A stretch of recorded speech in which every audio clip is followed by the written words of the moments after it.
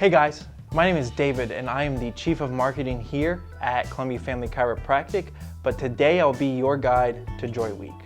And the whole purpose behind it is to raise donations for Spread Joy and to inspire happiness and to uplift people right here in our community. Joy Week starts September 21st and runs through that Friday ending on the 25th with the blood drive. So this is a week of events and challenges that we invite you to participate alongside us with. If you'll see from the schedule above, each day has a corresponding event or challenge along with it. Here's the catch of what you guys will get in return of doing these challenges along with us. Every time you do one of the above challenges, and then take a photo or video of it, post it on your favorite social platform, and tag Spread Joy and Columbia Family Chiropractic, your name will be entered into the raffle that will let you win big prizes. We're talking electronics, spa packages, restaurant gift cards, gym memberships, the whole nine. You gotta win this stuff. So, starting with the first challenge there on Tuesday the 22nd is the cash drop. This is one of Spread Joy's specialties, and I'll let Lindsay explain a little bit how that works. Okay, so we're doing ours and we're gonna put it by kids' food, and then someone will come along and find it and hopefully be blessed by it. Got it. So when you go to do the cash drop, before you do it, please be sure to grab one of these cards from an office member that will go alongside the cash and explain a little bit about where it came from, and so that that person can also follow Spread Joy and then hopefully do the same for somebody else in the future. The next challenge is the Compliment a Stranger challenge. So here's a quick clip on how to do that.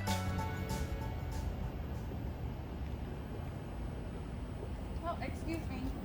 Oh, sir, love the mullet. Looks great on you. Thank you. Yep, simple as that. On to challenge number 3, reviewing your favorite local business on Google. So just so you guys know, Columbia Family Chiropractic is not disqualified from this challenge. There's no pressure to do it, but any kind words that you'd like to share to the public and to the community about us will go such a long way and mean so much to us. It's also important to give back to your favorite businesses that take care of you. So at the very end of this week, on Friday, we are having the blood drive here at the O'Neill Court office. And that's also gonna include food for everyone, music, just a get together and a celebration just of life. And we invite everyone to come and hang out with us and have a good time. We'd love to see everybody there. You can sign up for the blood drive here in the office, pick your appointment time slot, or you can grab one of these sheets right here and pick that appointment online. We'd appreciate anyone and everyone to come out and donate a little blood, because just a small amount can save someone's life. So a few other ways that you can spread joy with us and also increase your chances of winning that raffle is by spreading out these donation cards, or by making a donation yourself. So you can scan this little code with your phone. It will take you to the donation page on the Spread Joy website, and you can set up a one-time donation or recurring monthly donations. Every little bit counts, and if you post yourself doing this or give out some to your friends, you'll also have your name included in that raffle. One more way is one of the things that we're also doing is that we are providing free exam vouchers to people who haven't been to our office yet. So if you hand these out to a friend, loved one, or even a stranger, make sure that they include your name in the referral so your name can also be added to that prize raffle. We are so excited to put this on for the first time, and even more excited that you guys are choosing to go along with us for this jam-packed positive, fun week. If you have any questions on how you can spread joy during Joy Week with us, please ask a staff member or search up Spread Joy on Instagram or Facebook to learn more. And let's have a great Joy Week, everyone, and let's go bless our community and have some fun. Thank you.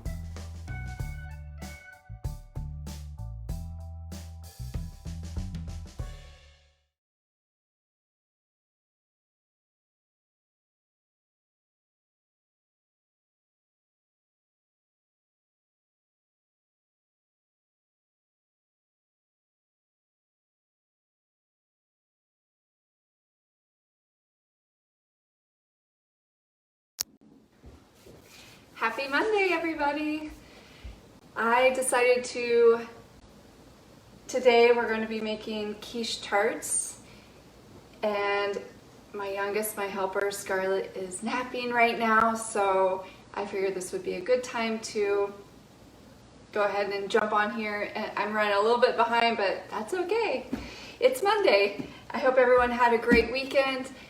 So we're just gonna go right into it. I really enjoy making these guys for brunches, or if you're serving a lot of people for brunch or lunch, or just even an appetizer. I believe it's in my sides. Yeah, it's in my sides category in my cookbook. Those who have my cookbook, page 59 is what we're going to be doing. I also use this crust recipe for any pies that I've done in the past, or even if you're making a larger quiche, you can use it. But we're going to be making little quiches.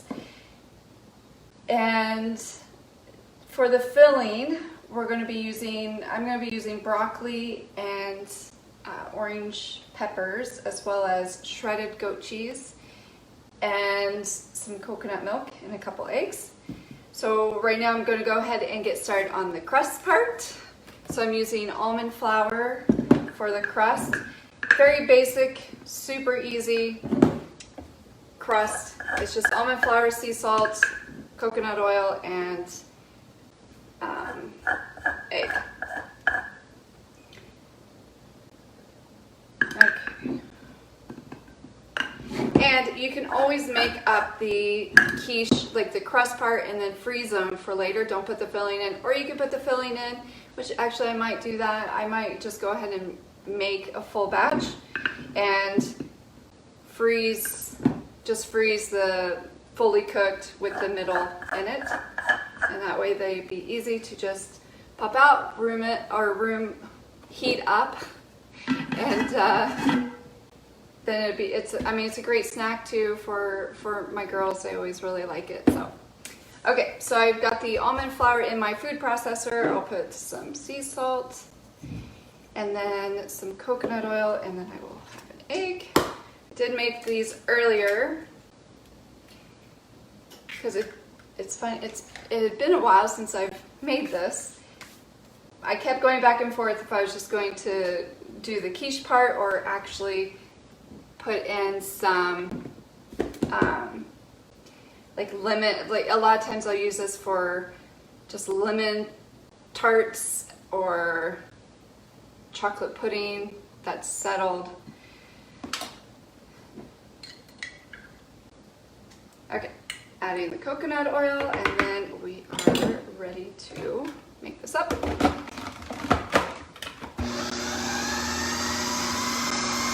So while this is going, it's going to form into a ball.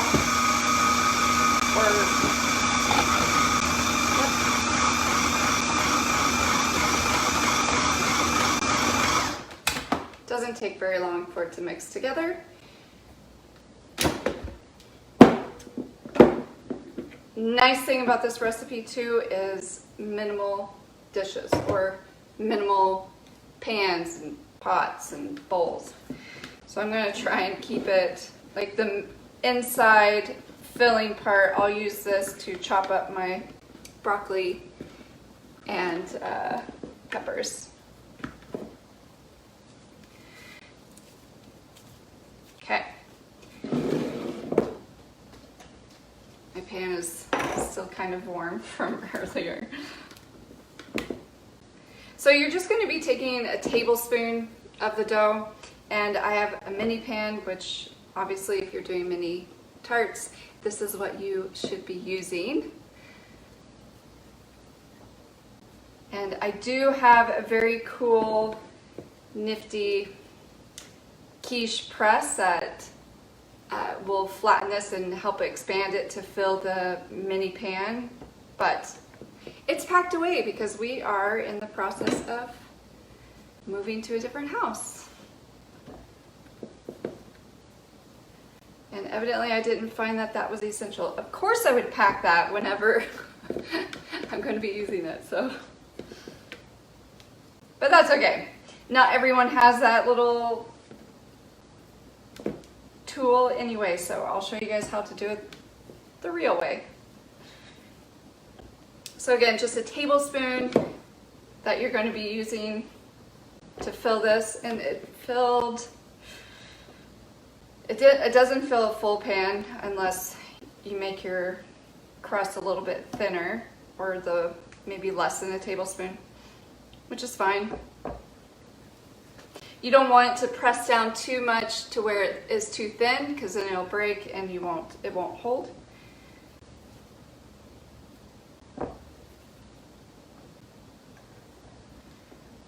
Now I wish I would have made my lemon filling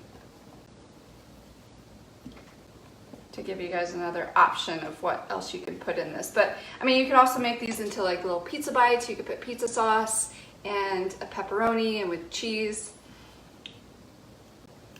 I love this crust because it's so versatile. And you can you can make it into sweet or savory. That's gonna be a really big one. Okay, so, maybe not. So how I'm gonna do this, I'm gonna be using my thumbs. I'm just gonna be pressing right in the middle, just let it expand a little bit. Just so and you can press it around if you'd like, but you want like a little bowl to form so the filling will go in it.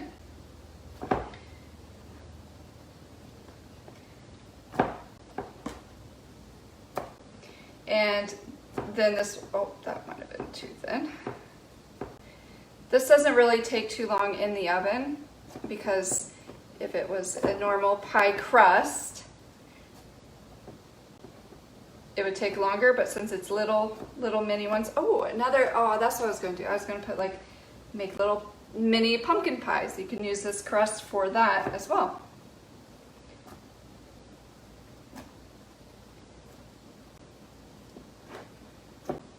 These are fun too. Like I said, you can make little pizza bites, and I almost went with that idea. But Wednesday is going to be our pizza day in this house, so maybe I'll save some of these crusts and the girls can help me make little mini pizzas. Okay, so this just goes into the oven, and then we'll get started on the filling part. So for the filling, I'm just going to throw in some orange peppers. Oops, need my blade in there. Don't bother rinsing out your food processor, just go right into the next stage with it. And then I'll add some broccoli. I already had some leftover filling from earlier, so I'm not going to make up a ton more. And then if you want, you can add an onion in there.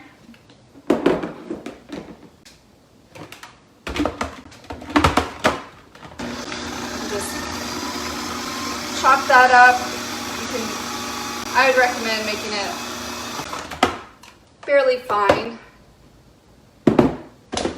just so it's easier to mix in with the cheese. And you're also going to add in some milk, so you could use almond milk, which is what I'm going to be using, or coconut milk, that's fine too.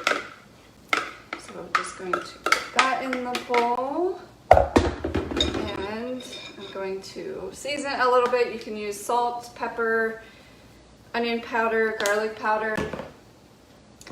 And then I will add an egg. What's a quiche without an egg? I'm going to add some shredded cheese. So our house, as many of you know, we are a dairy-free house. We use goat cheese, which is not dairy. People always ask me, well, isn't goat dairy? No. Dairy is cow, goat is goat. So, and then almond flour, or almond milk.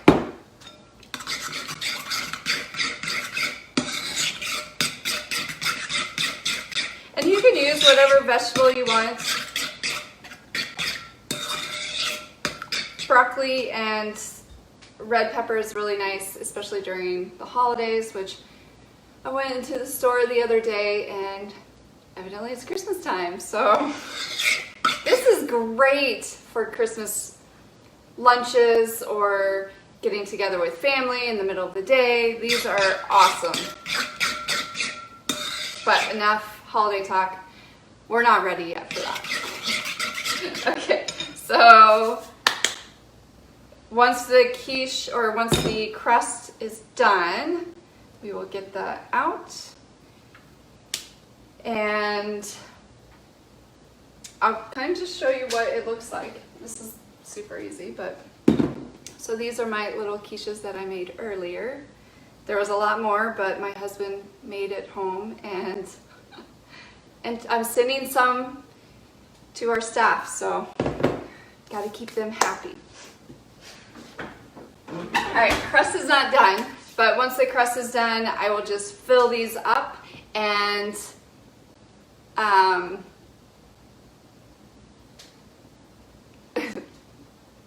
then it'll take about, about 20 minutes for it to fully cook. Maybe less, just keep an eye, I always keep an eye on it, but this is the finished product. And anyways, that was kind of it. That was super easy. This is, again, one of my favorite recipes because of how versatile it is, and you don't necessarily have to stick 100% to the recipe. Use whatever vegetables you want. The crust is super versatile. You can make it into a bigger crust or keep it smaller crust, but you can add lemon custard, like a chocolate pudding. You can even put like a berry. I mean, you can make this into pumpkin, little mini pumpkin pies, pizzas.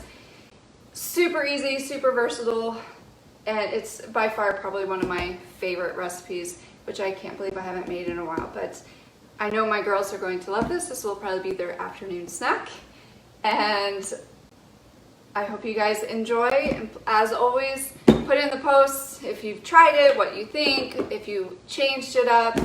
But thanks again, you guys, for joining me, and I hope you have a wonderful week. Hi, I'm Dr. Allison Kloss. I'm author of Feast as a Family Cookbook.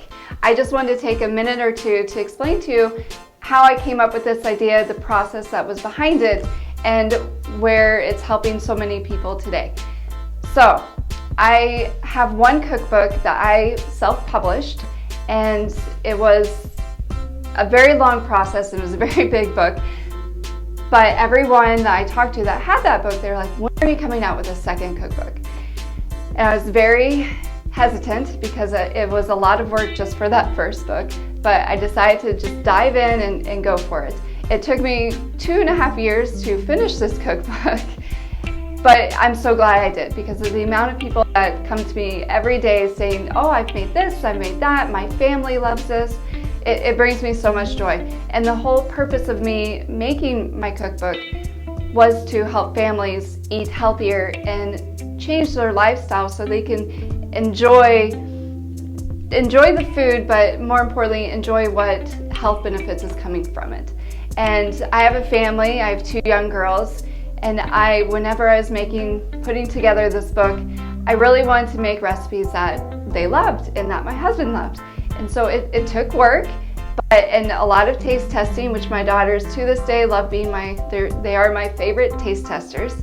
But I wanted to help other families as well and make fast, family-friendly recipes. And this is exactly what it is. I can honestly say I've made every single one of the recipes in here, and my family has tried every single one of them, and they love them. And I wouldn't have put it in here if it didn't taste good and if people didn't enjoy it.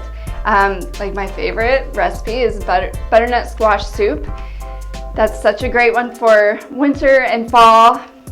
And my daughters, they at least 2 to 3 times a week will eat waffles or pancakes. So you should see my book at home. It's just completely matted together, but it's incredible. And I've had so many families come to me saying how much they enjoy it for their family.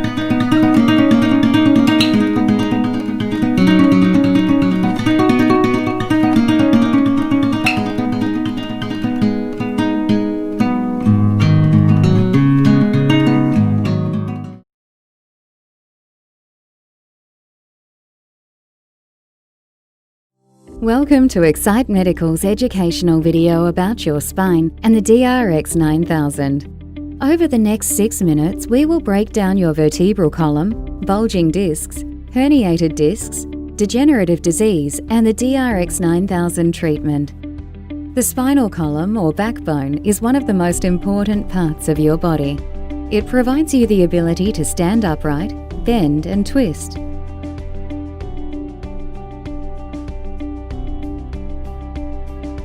33 individual bones interlock with each other to form your spinal column. The vertebrae are numbered and divided into 4 main regions. C1 through C7 cervical vertebrae form your neck, supporting your head, allowing you to nod and shake your head at things you don't like. T1 through T12 are your thoracic vertebrae that are joined by ribs to form your rib cage. Lumbar vertebrae carry most of the weight of your upper body and provide a stable centre of gravity when you move. Your sacrum and coccyx make up the back wall of your pelvis. Intervertebral discs are located between each of the movable vertebrae. Discs consist of a rubber band-like outer ring with crisscrossing fibres called the annulus fibrosus that surrounds a jelly-like centre, the nucleus pulposus. Discs function like shock-absorbing springs. The annulus pulls the vertebral bodies together against the elastic resistance of the gelatinous-like nucleus. When you bend, the nucleus acts like a ball bearing, allowing the vertebral bodies to roll over the incompressible gel.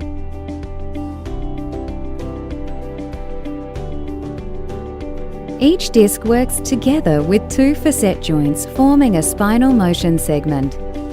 The biomechanical function of each pair of facet joints is to guide and limit the movement of the corresponding spinal motion segments. The surfaces of these joints are coated with cartilage that helps each joint move smoothly. Directly behind the discs, the rain-like vertebral bodies create a vertical tunnel called the spinal canal or neural canal. The spinal cord and nerves pass through the spinal canal, which protects them from injury. The spinal cord is the major column of nerve tissue that is connected to the brain and serves as an information superhighway between the brain and the body. The nerves in your spinal cord branch off to form pairs of nerve roots that travel through the small openings between each of your vertebrae, called vertebral foramens.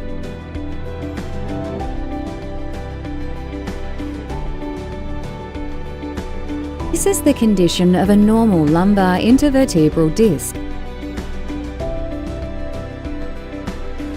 Degenerative disease is the loss of disc height that may impact adjacent nerve roots.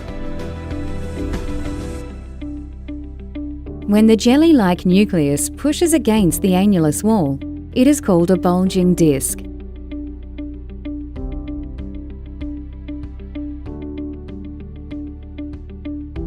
When that gel-like core pushes out through a tear in the fibrous wall, it is referred to as a herniated disc. These conditions may impact the surrounding nerves, causing sharp, severe, and/or debilitating back pain. They may also cause neuropathy, sciatica, or other symptoms. The DRX is a highly effective, non-surgical and drug-free treatment for these conditions. The DRX 9000 machine is the world's first disc therapy that is able to target a specific disc level, adjusts itself 13 times per second, and pulls utilizing a logarithmic curve. These 3 factors ensure that each patient experiences an ultra-smooth treatment that is delivered with consistent precision.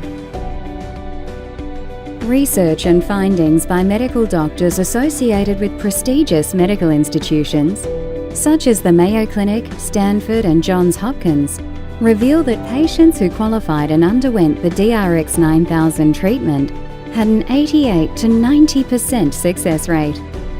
During a comfortable 30-minute DRX treatment, the pressure inside the disc is dropped by more than 200 millimeters of mercury, creating a vacuum-like effect, bringing nutrients and fluids back into the disc.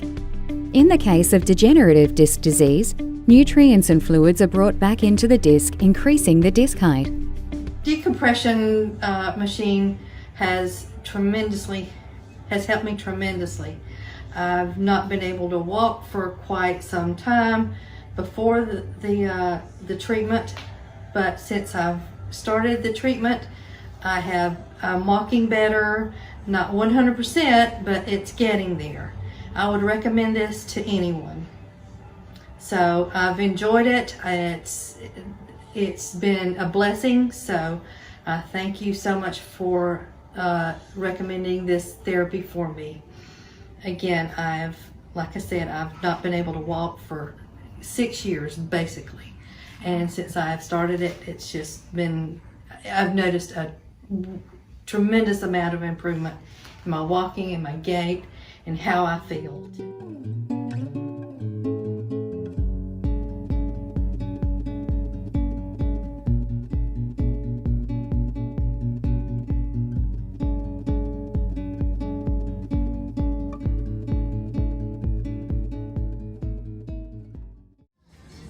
Hello, happy Wednesday. It is the best day of the week, Workout Wednesday. And today is a good one, let me tell you. We are going to do a 10-minute core blast. This is one that you're gonna wanna save for later and use at least once a week. It's gonna be a really good one. Very easy to follow. We're gonna do 10 core movements for 1 minute each. So 10 minutes of work. After each minute, we'll go to the new move. So the moves that we're gonna do are leg raises. They're all lying supine, so face up. The first one we're gonna do is leg raise. Then we're gonna do toe touches. And I'll show you all of these, but leg raises, toe touches, side to side, toe taps, power sit up, bicycles, hollow hold, a half crunch, a reverse crunch, and then power sit-ups again, because that's the best all core workout. So I'm gonna go through each of them in the beginning, just so you know what we're gonna be getting into, and then we'll get started. So first one is the leg raise. For this one, you do want your hand under your sacrum. So your hand's like this, little triangle under your sacrum, and you're just gonna be raising your legs up and lowering. Up and lower. Then we're gonna do the toe touches where your legs stay up and you're just gonna be crunching up to your toes. Next, we've got the side to side. Legs on the ground like this. We are crunching side to side. We're focusing on those obliques. And next, we're gonna do toe taps. That's this one, so legs stay down like this. And again, we're using the oblique side to side. Power sit up. That's this one where you crunch all the way up, feet come off the ground, using your whole core for this one. Next, we've got our bicycle, so another oblique one. Just like this, rotating. Hollow hold, this is a hard one. My feet are off the ground about 1 inch, and my shoulders are off the ground. I'm just hovering like this. I wave my arms to make the time pass. Half crunch. Legs like this, flat on the ground, just crunching up like this. And then reverse crunch. Again, hands under sacrum. Crunching our legs up like this. And then to finish it off, the power sit up like this. The hardest one, and we're doing it twice. So I will list them off one more time. We've got our leg raises, our toe touches, side to side obliques, toe taps, power sit-ups, bicycles, hollow hold, half crunch, reverse crunch, and power sit-up again. We are doing 1 minute of these exercises for a total of 10 minutes. Easy to follow. So, you guys could go by my time. This is my timer. We're gonna get into position for the first one, the leg raises. You wanna protect your sacrum, so just like that. And I'm gonna start in 3, 2, 1. Keeping a nice tight core. This one should be pretty easy, but about 2-3 minutes in, that's when we'll start shaking. You can raise at your own pace for these leg raises.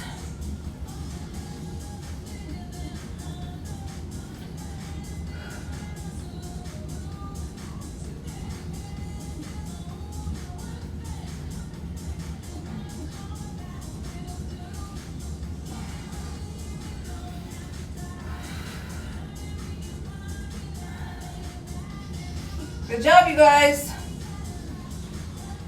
I can't see my timer, so I don't know how much time is left.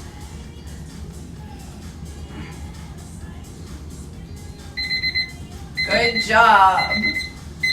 Let's get set up for the toe taps. Legs come up to 90 degrees or whatever flexibility you can allow. And I'll start the timer. We're crunching up, just like this. Careful to keep your neck back so it's not crunching forward. We don't want any forward head carriage with this movement. Taking breaks as needed, going as quick or as slow as what's comfortable for you.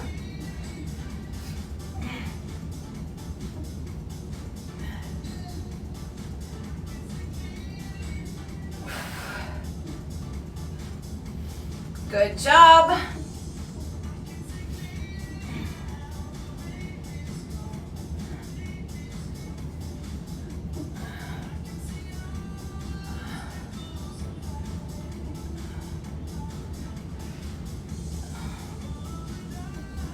Whew.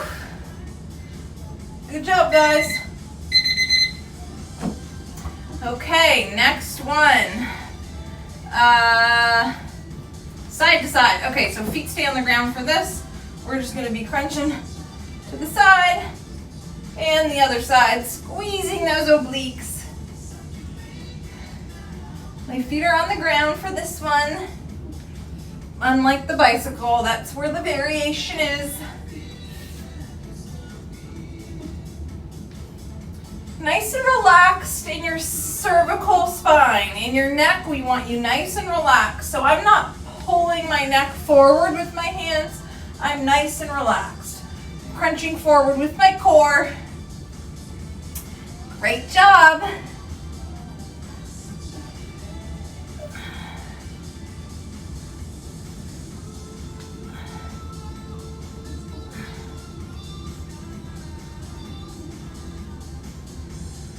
Whew. Good job, you guys.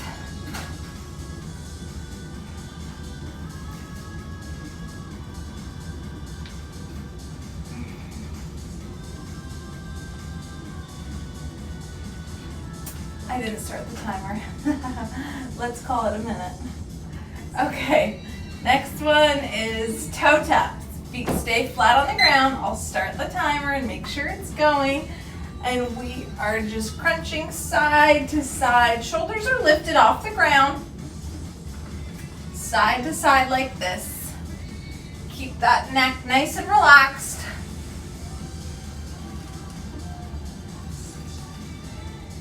Taking breaks as needed.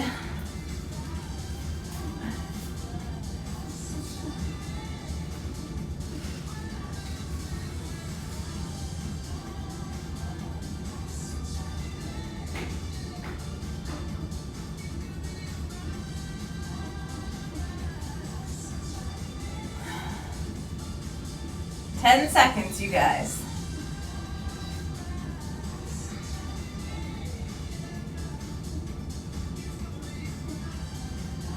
Okay.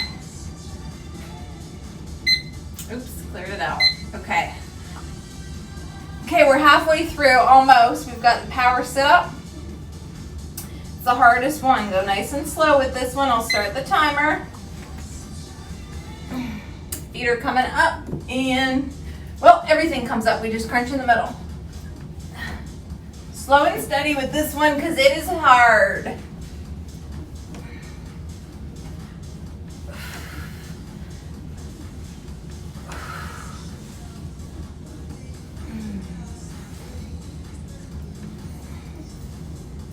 Good job. Halfway through this block. And then we're halfway.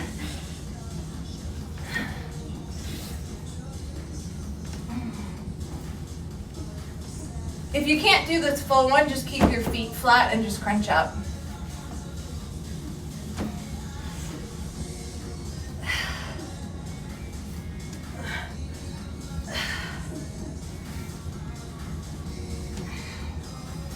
Okay.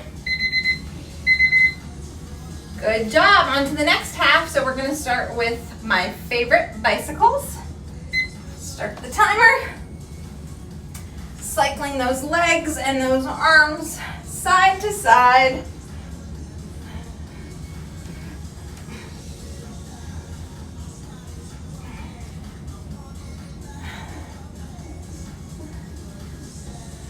Nice and relaxed in your neck.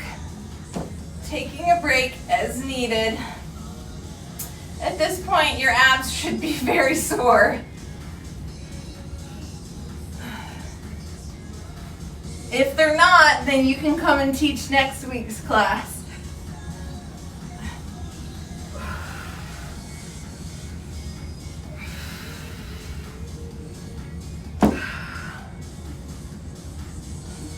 Seconds.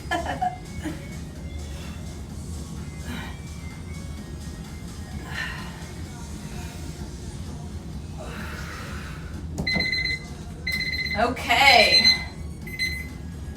Moving on to the hollow body hold. My feet come up an inch off the ground and my shoulders and neck come off. Let's start. I like to count with my fingers. 1, 2, 3, 4. Take a break as needed and then come back up. So my feet are off the ground and I'm just hovering. You can keep your hands straight if you want to. We do this in Pilates and it helps. Take a break. We're only halfway.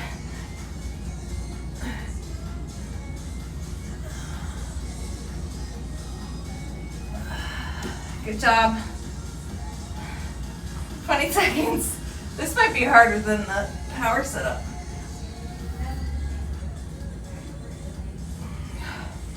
Whew. Okay, almost done. You guys can do it. Let's hold. 4, 3, 2, 1. Good job. Okay, we've only got 3 more. Half crunch, feet are on the ground like this, flat. And we've got our arms nice and relaxed. Start the timer. Just crunching like this. This is working on the upper abdominals.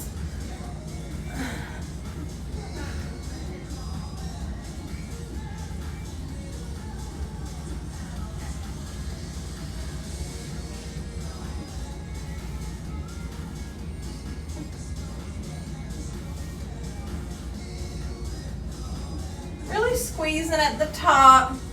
This one's a little bit easier, so it gives us a nice break from the last 2 that were hard. Last 7 that were hard. And after this one, we've only got 2 more. Good job.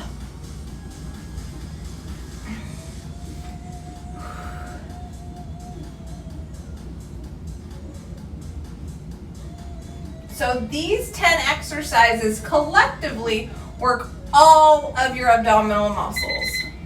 Good job. Second to last one, we're gonna make that sacral triangle, put it underneath our sacrum for protection, kick those feet up, and we are going to be crunching up, reverse crunch. Let me make sure the timer is set. This works your lower abdominals. Nice and gentle. If you can only crunch up a little bit, that's okay. We don't want you throwing your legs up. You want to use there. Okay, back to it. We'll do a little bit longer because my camera got messed up. Reverse crunching up. We'll do 5, 4, 3, 2, and 1. Good job. Full minute. Okay, last minute. We've made it. Power sit-ups. Ready when you are. Slow and steady with these ones. I'm going to come down between each one.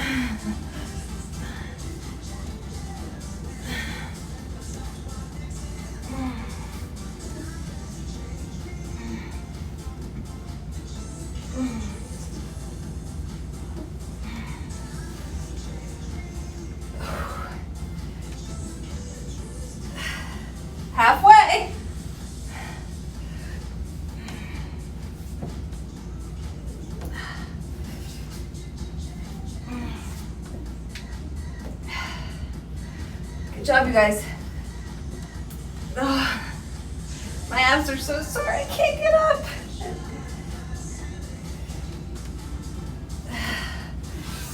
10 seconds. Oh, 5 seconds. Oh, good job. Okay, we did it. Not exactly a sweaty one, but definitely one that gets those abs burning. So, those 10, well really it was 9 because we did one of them twice. Those 9 movements collectively, they engage your all your abdominal muscles, top to bottom, side to side. So your whole core system got activated with this little workout, which is so important. Your core is so important for anybody with back pain because it helps take some of the pressure off your back if you've got any back pain. So strengthening your core is going to help with that. So save this one, try and do it every week. It's only 10 minutes and everybody's got 10 minutes a day to work on their core. Hope you guys liked it, and I look forward to seeing you next week.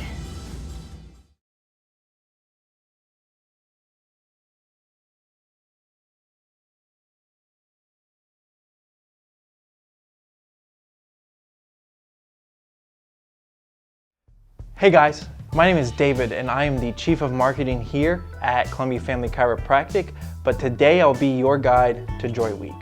And the whole purpose behind it is to raise donations for Spread Joy and to inspire happiness and to uplift people right here in our community. Joy Week starts September 21st and runs through that Friday ending on the 25th with the blood drive. So this is a week of events and challenges that we invite you to participate alongside us with. If you'll see from the schedule above, each day has a corresponding event or challenge along with it. Here's the catch of what you guys will get in return of doing these challenges along with us.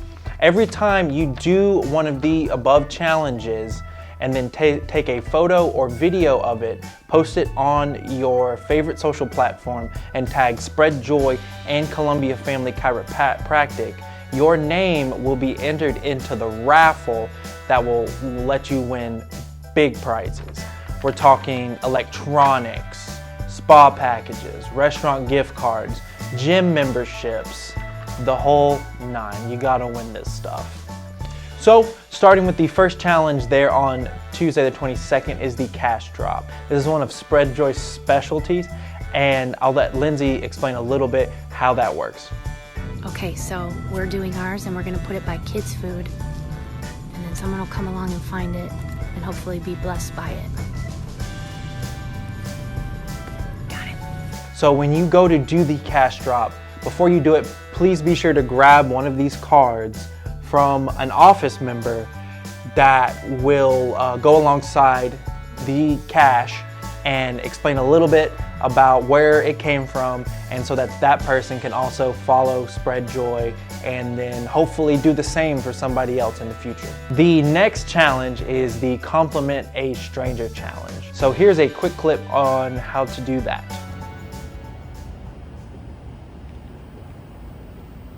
Oh, excuse me. Oh, sir, love the mullet. Looks great on you. Thank you. Yep, simple as that. On to challenge number 3, reviewing your favorite local business on Google.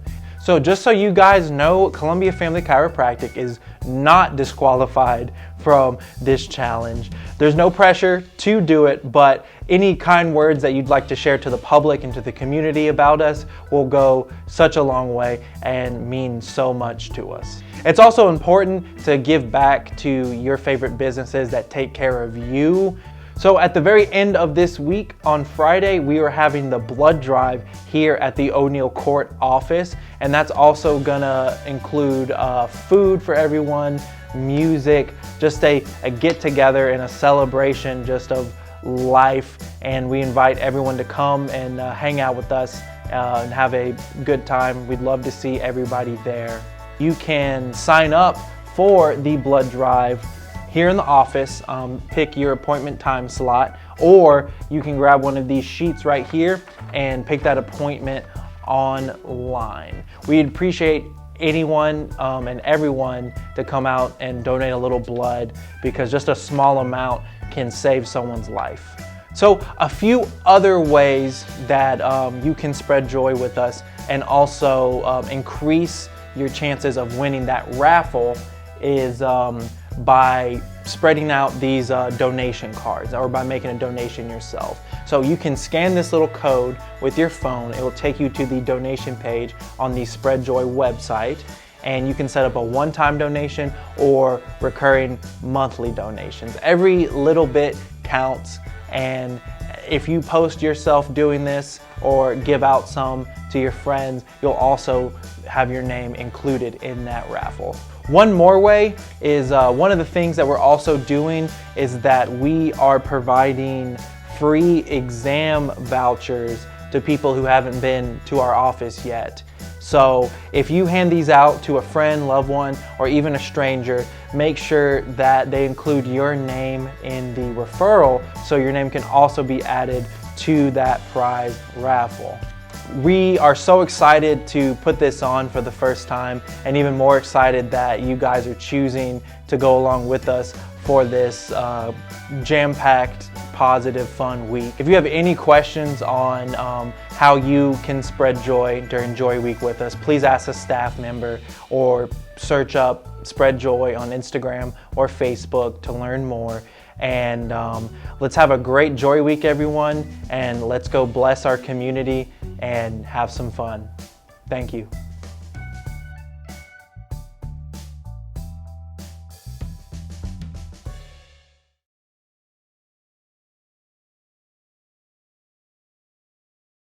All right, let's get into nutrition.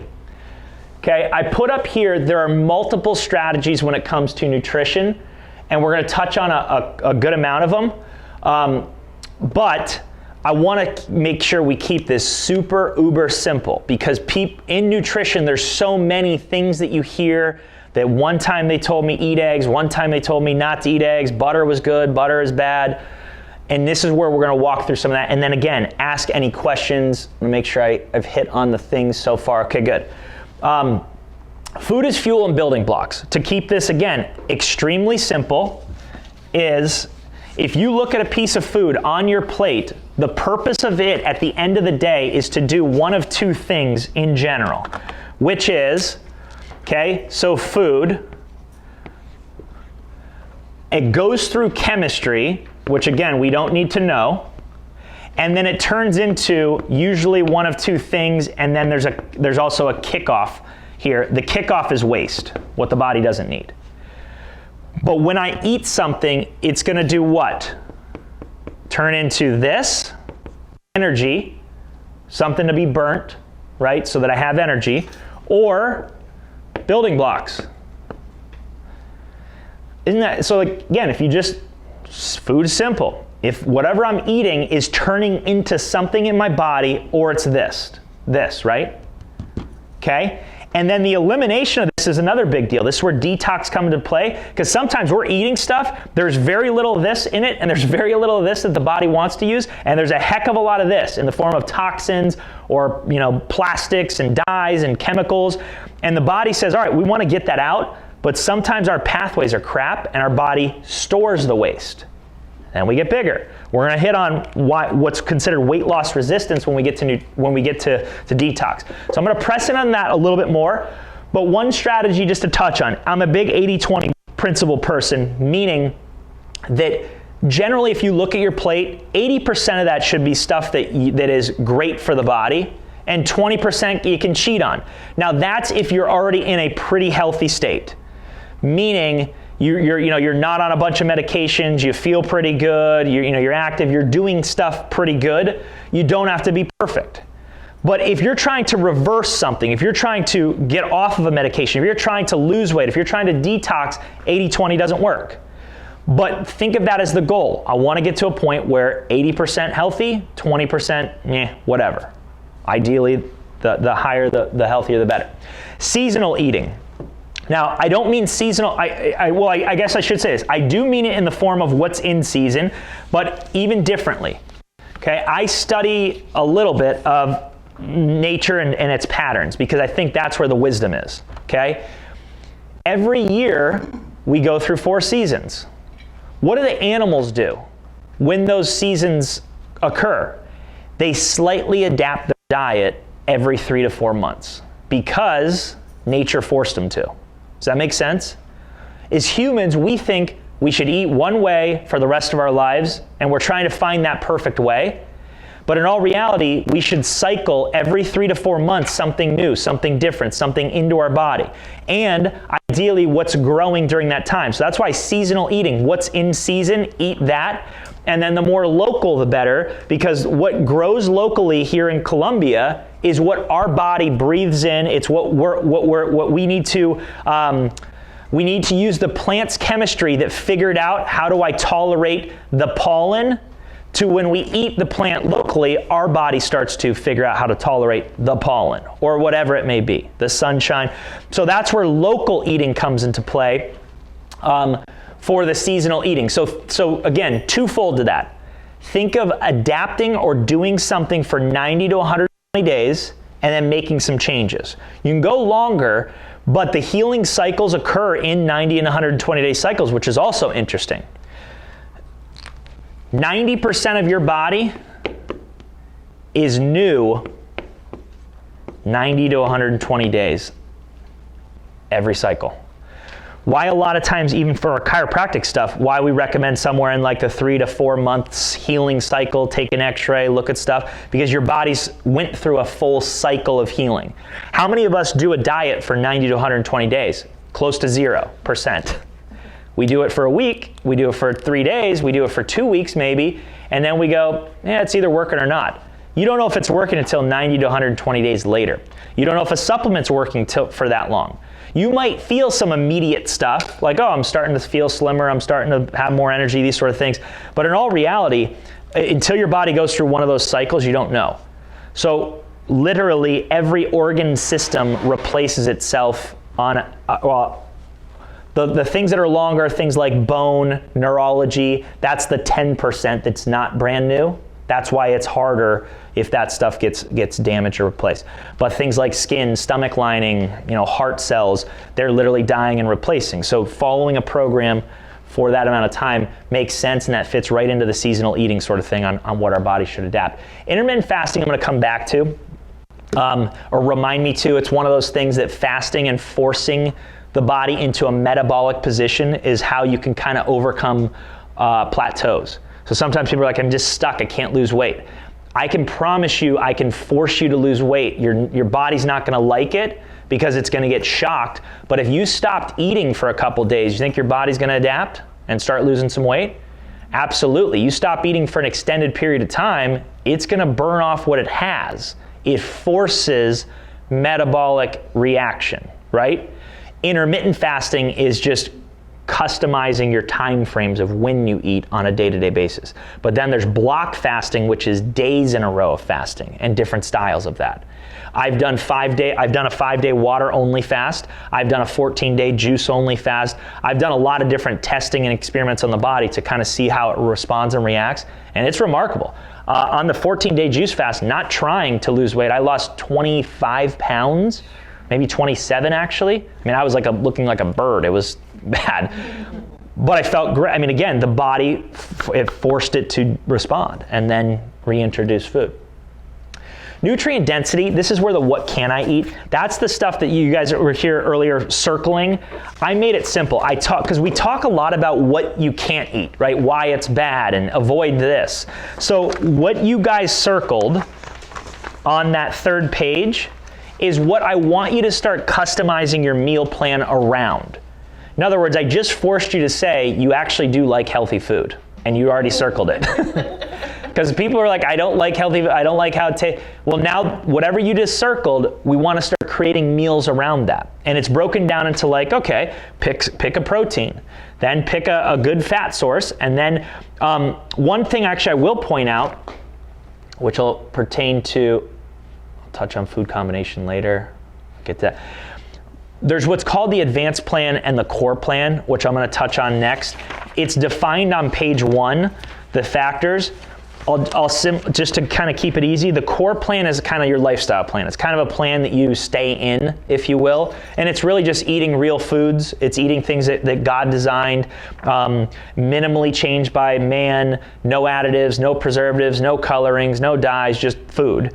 The advanced plan is taking that real food and narrowing it down to forcing the body to decrease inflammation, repair hormones, force weight loss, detox the body. So that's the advanced plan. And we'll talk about criteria on who should do it. But at the bottom of that first page, it talks about some of the rules of it. And you can see it's not simple in the sense that you're cutting out grains, sugars, fruits, anything that turns into sugar, gone for a time period there with advanced plan. Food combination real quick is, I'll touch on that. It's somewhat of an advanced strategy, so sometimes I get worried that I give you guys too much to think about. But it's more saying when you eat, and we talked about energy and building blocks, what's the things that you can combine together to eat that makes it simple on your digestive system? So I guess I'll touch on it right now. If you eat a piece of steak and you eat a banana at the same time, right? So I'm eating steak and now I put a piece of fruit in my body. Do you guys agree, without knowing anything about nutrition or science or the gut, that they're going to be broken down a little bit differently inside of you? Of course.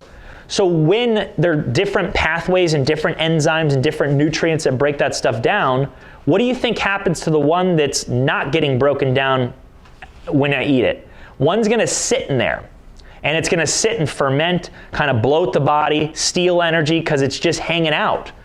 Versus if I eat something that actually synergistically digests well together, it goes right through the system, right? So mono dieting is one strategy where it's like, in the morning, if you're gonna eat breakfast, eat just fruit. And to even go more extreme, eat just bananas.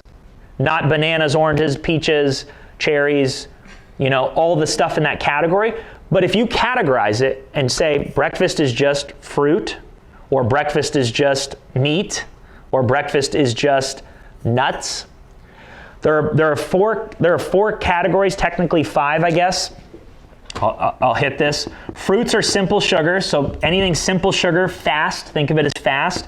Then there's the complex carbs, so starches, starchy stuff, potatoes, fries, pasta, grains. Then there's meats, and then there's nuts and seeds. They're in the same category. And then there's a neutral category called veggies, essentially. And there's more specifics to this, but you can eat any of these with veggies. You just can't eat them with each other. Now, it's not that you can't. I shouldn't say that, right? This is what I mean by it. I don't want you to overthink this and then you guys leave here and go, well, Dr. Tom said I can't eat blueberries and... Because this is what happens. We get hung up on it. I always think just eat real food, and that's where we'll hit the simple. But if you're like, man, my energy is just so bad, and that's a focus for you right now, because there may be somebody here. It's like I'm in the advanced stuff.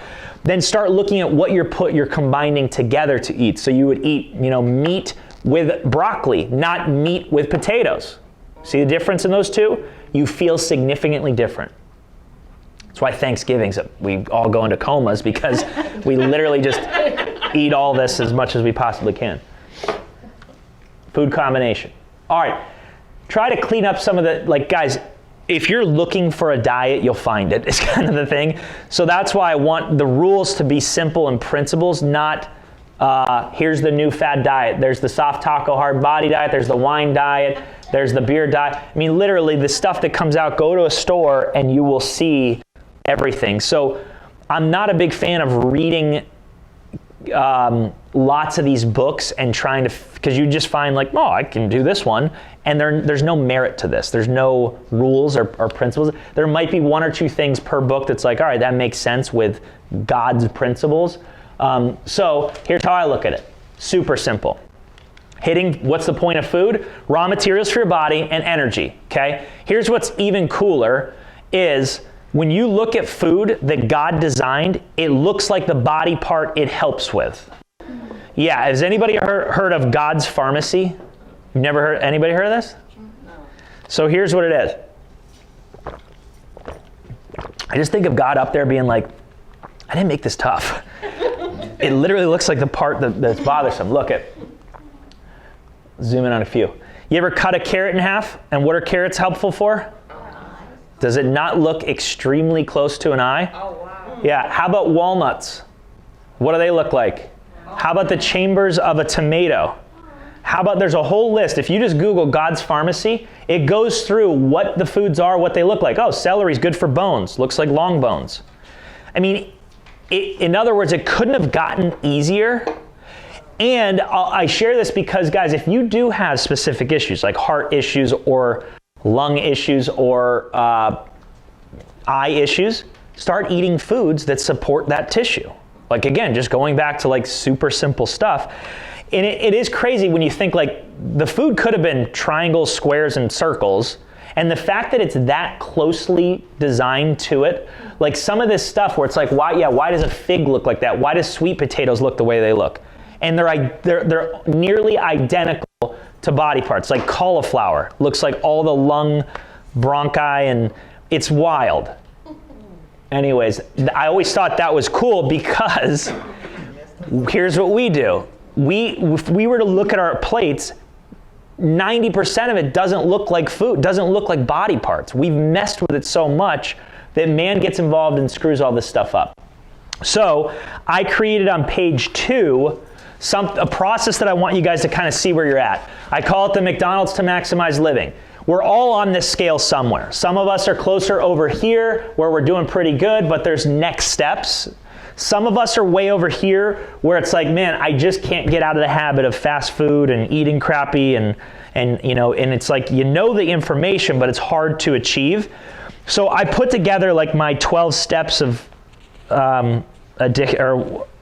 Alcoholics Anonymous 12-step program, if you will, on like trying to figure out food. So you'll see my step 1 is still mindset. It's still figuring out like, why do you want to change? Because if you don't answer that question, if it's just like, yeah, I want to look better in a bikini, next year you'll push that off till next summer. There's no drive behind that. And then we'll talk through some of the things that are on there, but I'm not going to go through that in detail because I wrote that for you. But just know that we all, at every given moment, have next steps, me included. Okay, all the doctors here, all the staff here, we all have next steps.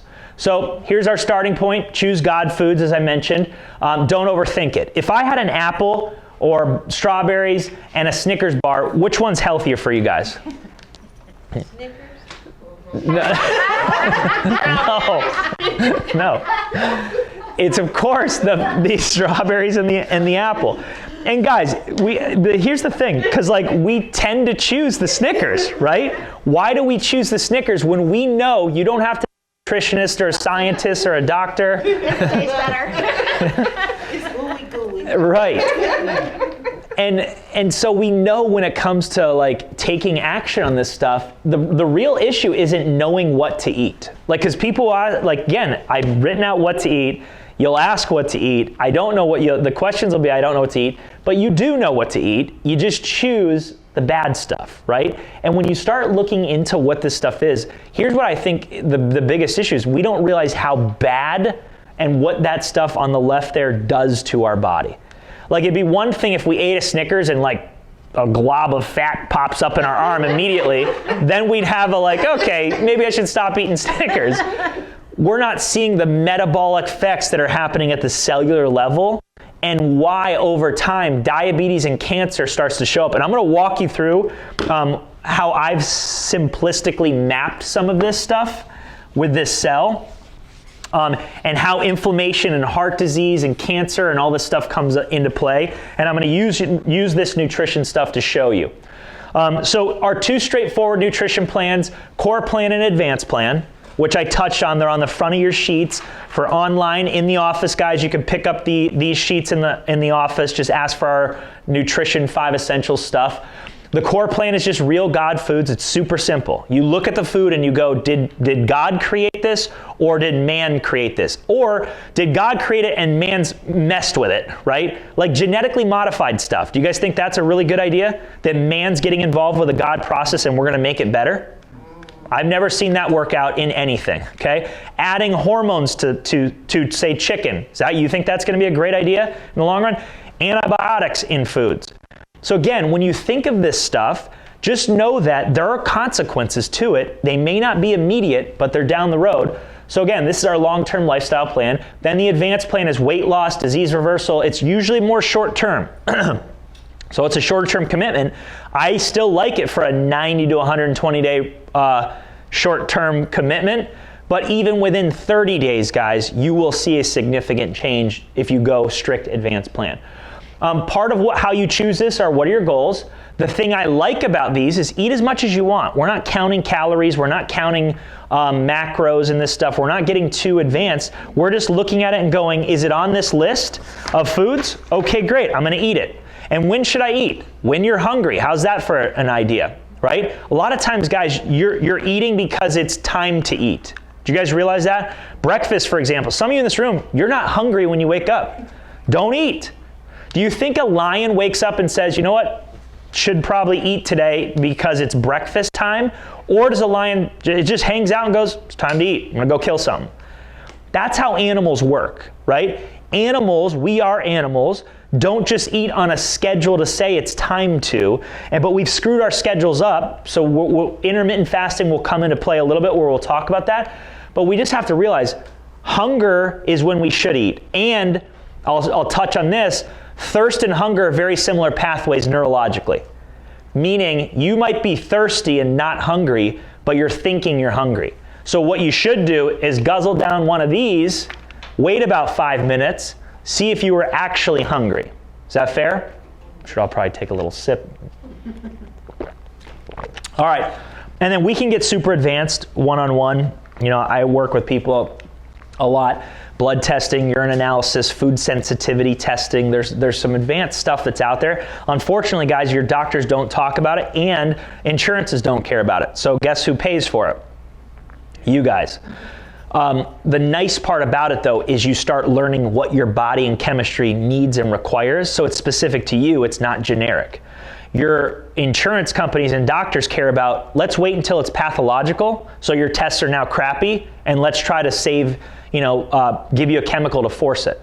What if we watched it functionally for a while to go, wait a minute, I'm deficient in vitamin B and D and C and magnesium, and you start realizing like, well, the longer I'm deficient in that, something's gonna happen, isn't it? So let's start supplementing with that or eating foods that have that, and all of a sudden I don't let it get pathological. That would be a good strategy here. Okay, so here's the 4 things I'm gonna hit on nutrition as our simple stuff. Refined sugar, elimination, high fructose corn syrup, get rid of that stuff. So anything in that category that has high fructose corn syrup in it, just eliminate it. So we wanna start looking at labels. We wanna start understanding that. Changing your meats and dairy, I'm gonna go through each one of these in a little bit of detail. 3, understand the dirty dozen. This is where we're gonna kind of start factoring in toxicity and what man screwed up. So just understanding what we screwed up the most and avoid those. And this is where why should we eat organic?